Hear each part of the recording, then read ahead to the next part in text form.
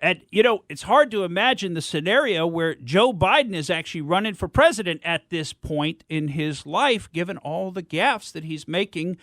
Let's face it, folks, the guy seems to be entering the middle stages of dementia. He now can't even really read a teleprompter. They certainly can't put him on any kind of unscripted media appearance. He doesn't take questions, if you notice that, after every speech. Boy, he grabs those papers and starts running, and sometimes he even starts running the wrong way, and he has to turn around and run back.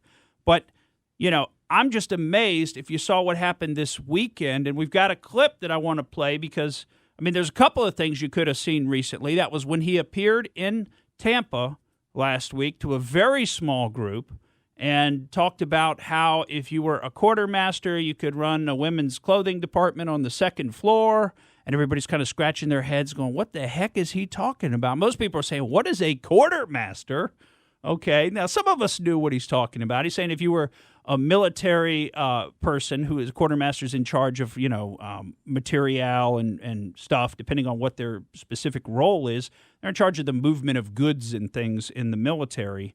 But obviously he's saying you could then run a women's clothing department, although it's kind of a non sequitur. And, of course, we recently saw when he gave a speech, and at the beginning of it, he pulled out his record player, his iPhone, and he started playing Despacito. Remember that? And that was a joke, by the way, because remember, he thinks the record player is what you still have at home. So he's just making gaffe after gaffe.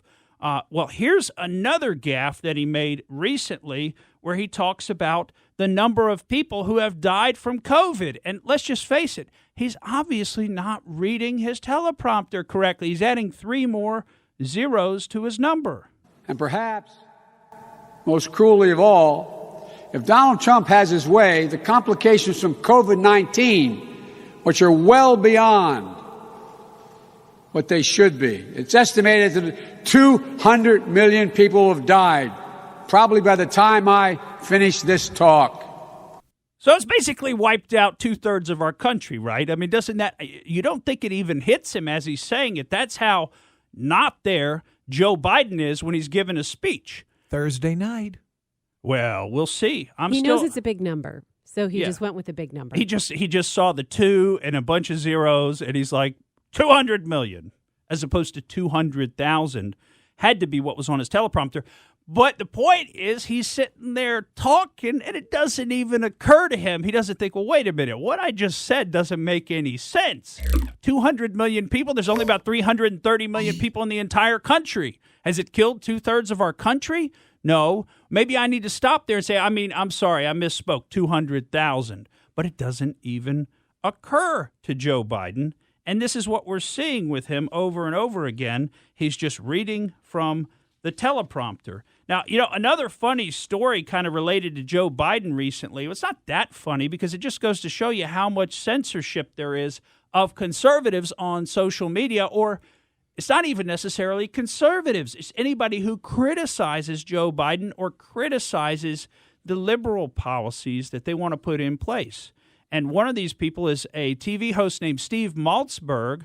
Now, on his Twitter account, all he did was link to a video showing all of these women and children whose hair Joe Biden has sniffed, and, the children, how he grabs them up and kind of, is very touchy-feely with young children. It seems to particularly be with young girls that I've seen, and you've just got so many examples of this. Somebody put together a video. Well, Steve Maltzberg links to that video, and you know what Twitter does?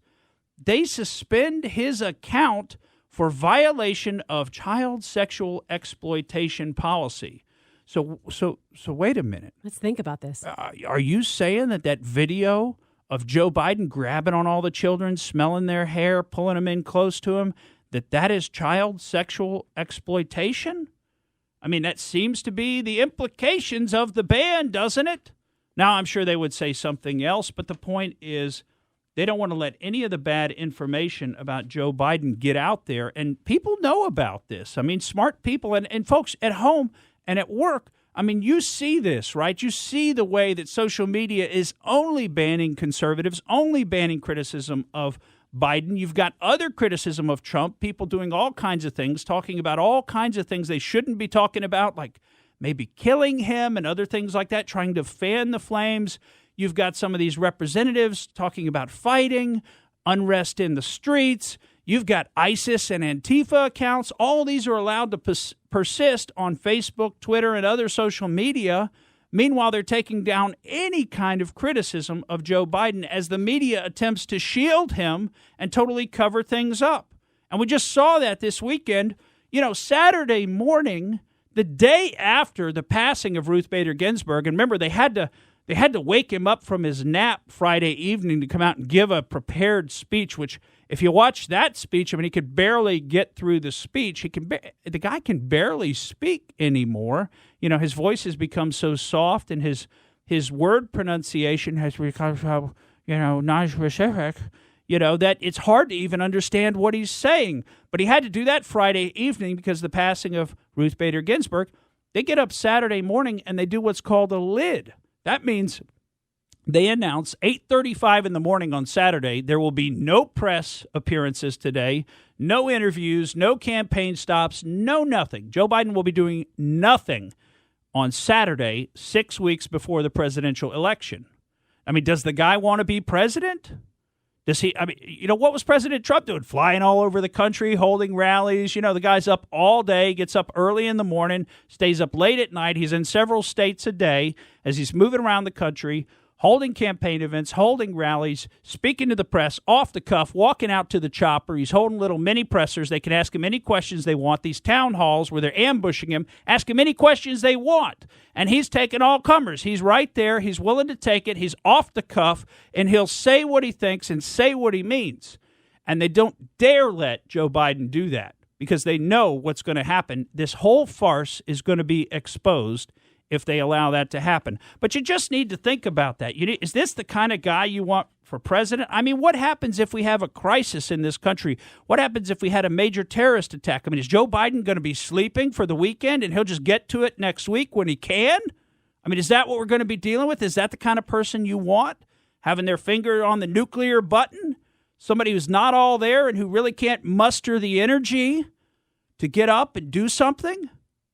It's sad. It's really sad. It's sad that the Democrats are putting this kind of a person forward, and it's sad that the media isn't doing its job, and the media is just covering for him. Nobody's questioning this. They're not doing their job because they just want to get, as Kamala Harris said the other day, they just want to get the Harris administration in with Joe Biden as president. Remember, that's what she said. It'll be the Harris administration with Joe Biden as president, not the Biden-Harris administration, not the Biden administration, but the Harris administration with Joe Biden as president. That's an obvious slip up because that must be the conversations that take place behind the scenes. This is going to be yours, Kamala. Yeah, you would right. have to think so, right? Right. So either that's a Freudian slip or it's even a planned slip to let people know what's going on. Hey, don't worry. We're going to put Joe in his room in the basement or whatever. We'll give him a TV. We'll give him a pacifier that he can suck on, and he'll be there. He'll be fine, but don't worry. He's really not going to be involved. He'll just be a figurehead. And somebody who can at least function in life will be the president, Kamala Harris. So you have to decide if that's what you want. Do you want Kamala Harris as your president? Most people didn't. Even the Democrats didn't want her. She's such a fake. Thank you for listening to the Morgan Streetman Show. We hope you enjoyed what you heard, and if you did, please click like and subscribe to help us out. And remember that we recommend that you exercise your brain at least once a week.